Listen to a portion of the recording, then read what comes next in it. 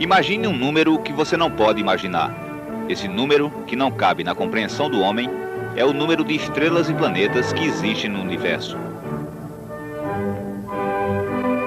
Conhecendo esta realidade matemática, fica até difícil acreditar que a Terra é o único planeta habitado que existe no firmamento. O cinema sempre acreditou na existência de outros povos e na existência de discos voadores, tornando plausível esta realidade desconhecida. No Brasil, uma carta do padre Anchieta para o rei de Portugal falava sobre a existência do boitatá, um boi luminoso que voava assombrando os indígenas. A carta, datada de 1560, é o registro mais antigo da presença de OVNIs aqui no país.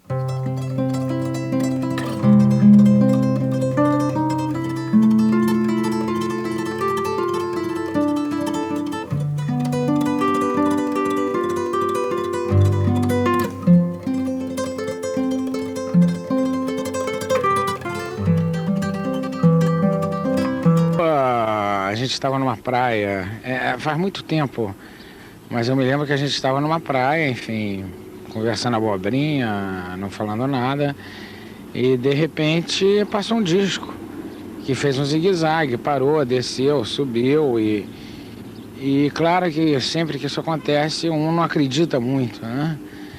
E aí eu perguntei se ele tinha visto a mesma coisa que eu, ele disse que sim, e ficamos tentando explicar na mesma hora o que tinha acontecido. Era o que? Era uma bolinha, como se fosse uma pequena bolinha de gude, né? Se eu não me engano era redondo, já tem muito tempo, acho que está fazendo 20 anos. E foi isso que aconteceu, né? E você chegou a ver outra vez?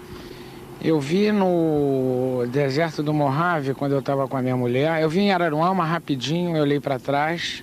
Foi assim uma visão muito rápida. E eu vi no Mojave com a minha mulher, no deserto, que a gente olhou 3 pedras iguais, né?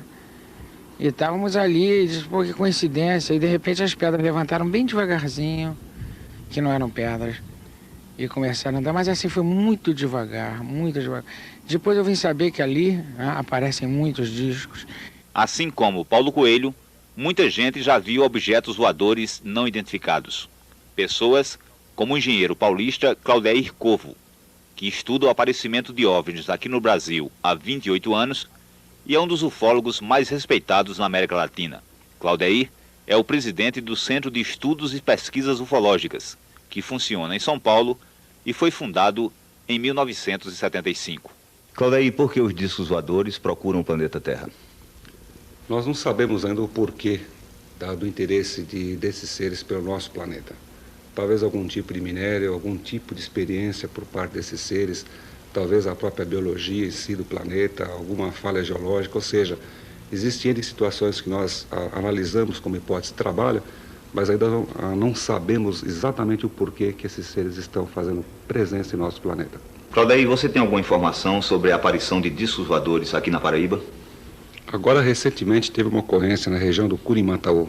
Os ufólogos aqui de Campina Grande estão exatamente nesse presente momento fazendo o levantamento dos fatos no local. A seguir, os discos voadores em Campina Grande.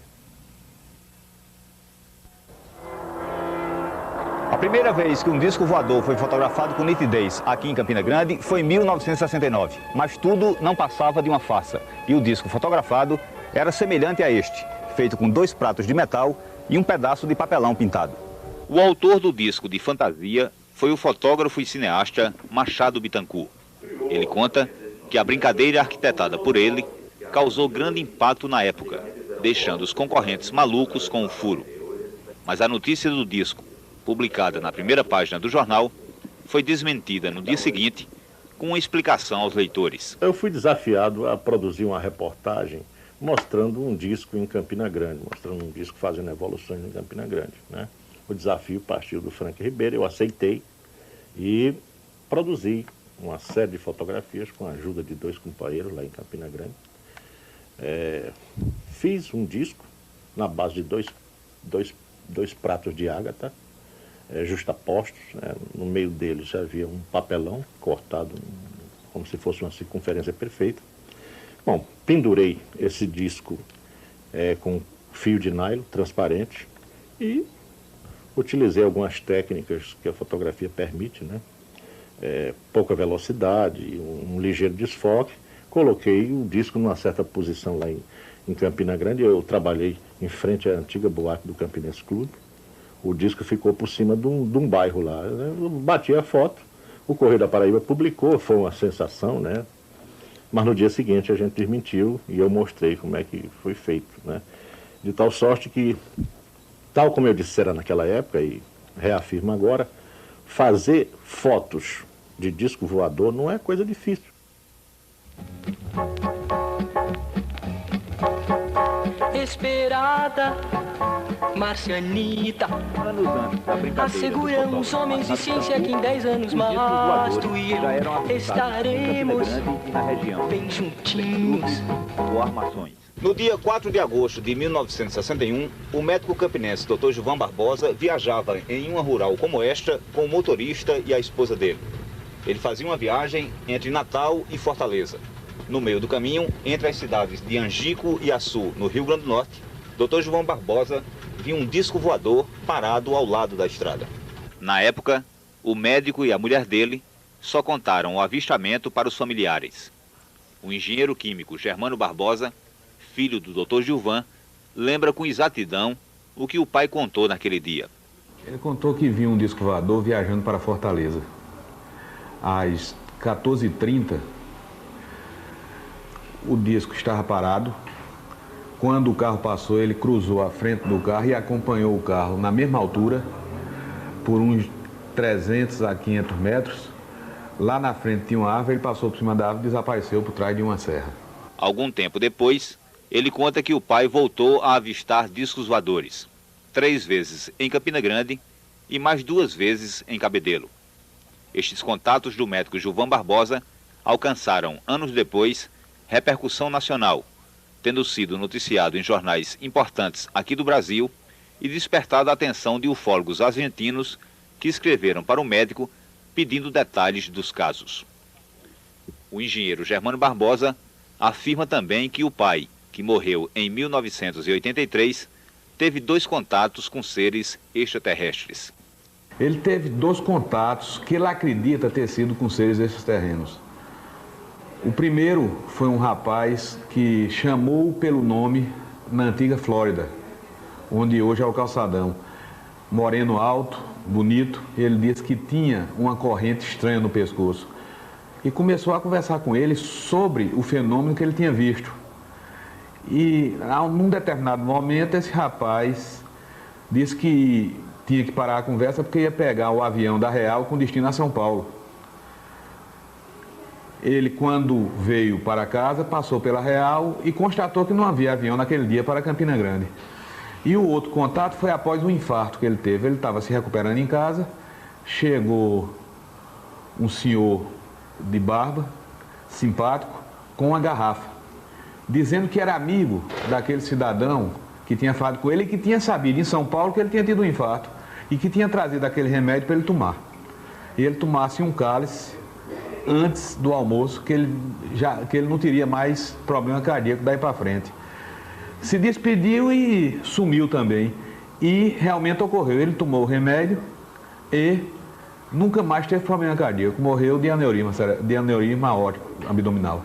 Hoje, o engenheiro Germano Barbosa segue os passos do pai nas pesquisas sobre discos voadores e extraterrestres, esperando um dia fazer algum contato com esses seres misteriosos.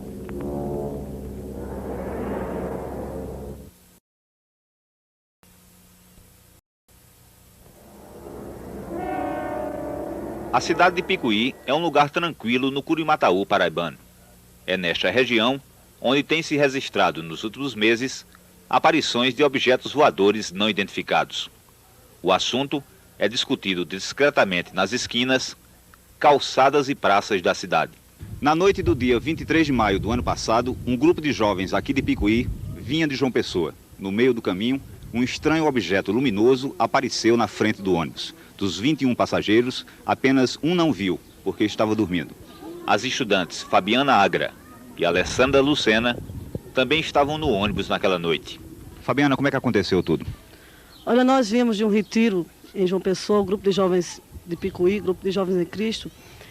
Era dia 23 de maio de 93, umas 7h30 da noite.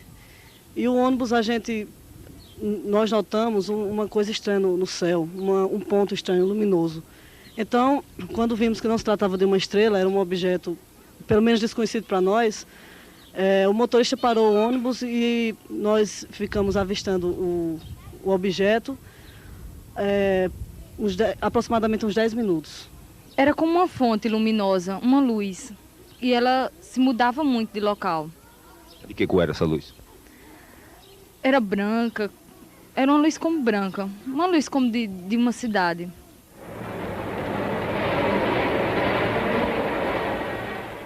Mas é na região do distrito de Casserengue, no município de Solânia, onde tem ocorrido muitas aparições de luzes e objetos não identificados. É ali na Serra da Caxeixa, no distrito de Casserengue, no município de Solânia, onde acontecem esses fenômenos. Os moradores já viram luzes e ouviram barulhos estranhos, mas não sabem dizer o porquê. Os pesquisadores acreditam que se trata da presença de OVNIs aqui na região. A serra era usada no passado como cemitério indígena. Recentemente, ufólogos da Paraíba estiveram na região para pesquisar os fenômenos relatados pelos moradores. Relatos como o do agricultor Roberto Macena de Oliveira, que já viu muita coisa estranha por aqui. Domingo de noite estava na casa do meu sogro, já de noite, aí a cunhada minha estava assim na cozinha, foi saindo, aí avistou uma bola de fogo atravessando daqui para lá. Agora aqui por trás dos postos, por lado de cá. Aquela lampinha séria, de um avião. Vem olhar, padre Roberto, eu fui olhar, mas não era. Eu digo, não, aquilo não é avião não. Que quando ele chegou igual com o saigado acolá, aí a bola de fogo cresceu, aí baixou, né? Eu digo, não estou dizendo que não é um avião, quando ela baixou, aí parece que não deu com nada, aí levantou no raio seguido e foi embora.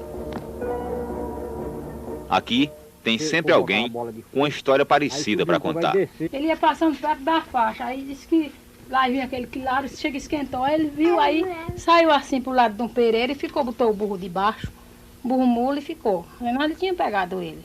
Quantos dias faz que o senhor viu essa luz? Faz uns 15 dias mais ou menos, né? E como é que era essa luz? Era uma bola importante mesmo. Ela apareceu onde? Ela apareceu aqui do lado mais ou menos aqui, nós vimos daqui do lado do Natal, né? E cortou aqui, puxando aqui pro lado aqui, desse lado aqui que a gente chama de salgado aqui, né? Ela se movimentava depressa ou devagar? É meio rápida. O ufólogo Manuel de Freitas, pesquisador do Instituto Campinense de Ufologia, conhece bem a região. Ele conta que durante as pesquisas realizadas no mês de maio do ano passado, aqui na Serra da Caxeixa, aconteceram algumas coisas inexplicáveis.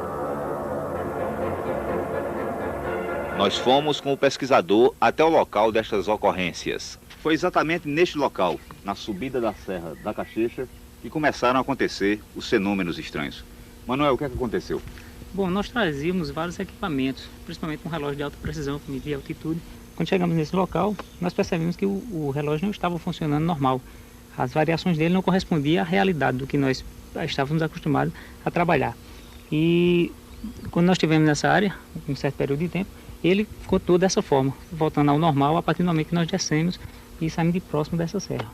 Para os moradores da região, a Serra da Caxeixa continua sendo um mistério, com suas luzes que surgem e desaparecem sem maiores explicações. De todos os relatos sobre aparições de OVNIs aqui no Curimataú, um impressiona mais. É a história contada por este rapaz, Júlio Silva, de 16 anos de idade.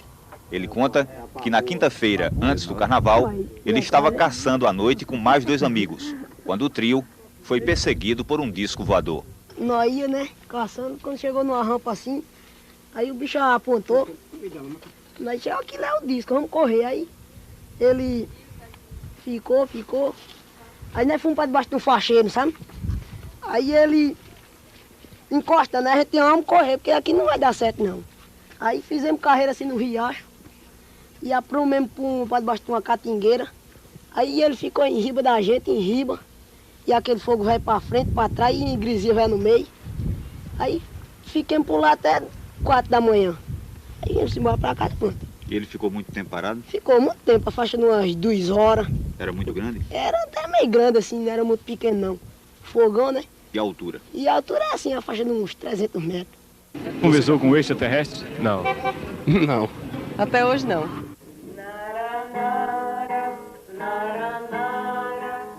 A carioca Tânia Carvalho, que mora atualmente em João Pessoa, conversa normalmente com extraterrestres. Pelo menos é o que ela diz.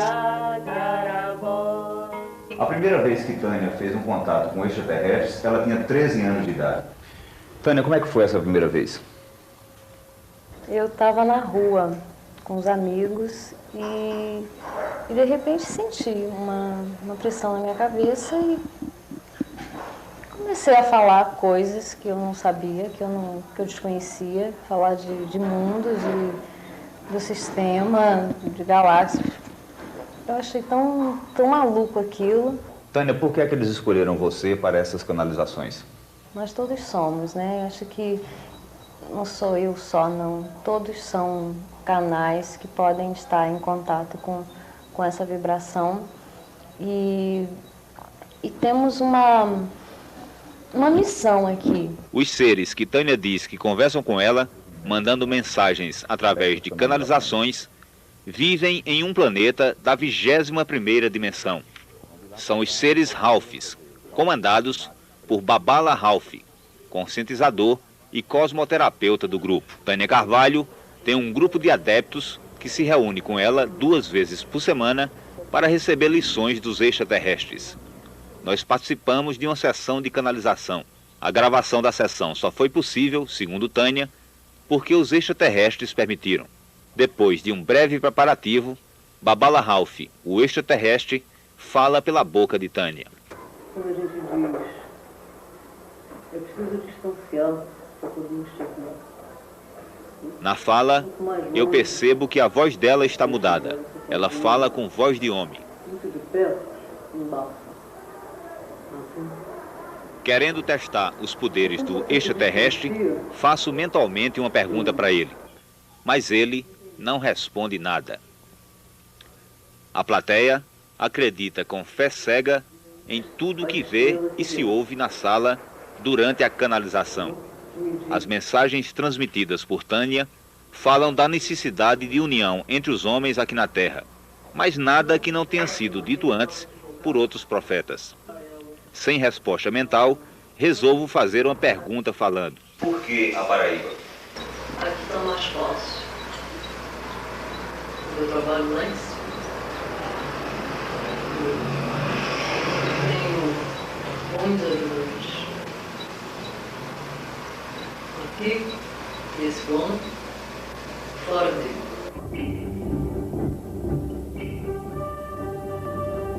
Será que os extraterrestres já estão realmente vivendo entre nós? E se estão vivendo entre nós, o que eles querem fazer aqui no planeta? Eu quero um broto de Marte que seja sincero, que não se pinte, nem fume, nem saiba se quero o que é rock and roll. Marcianita, branca ou negra,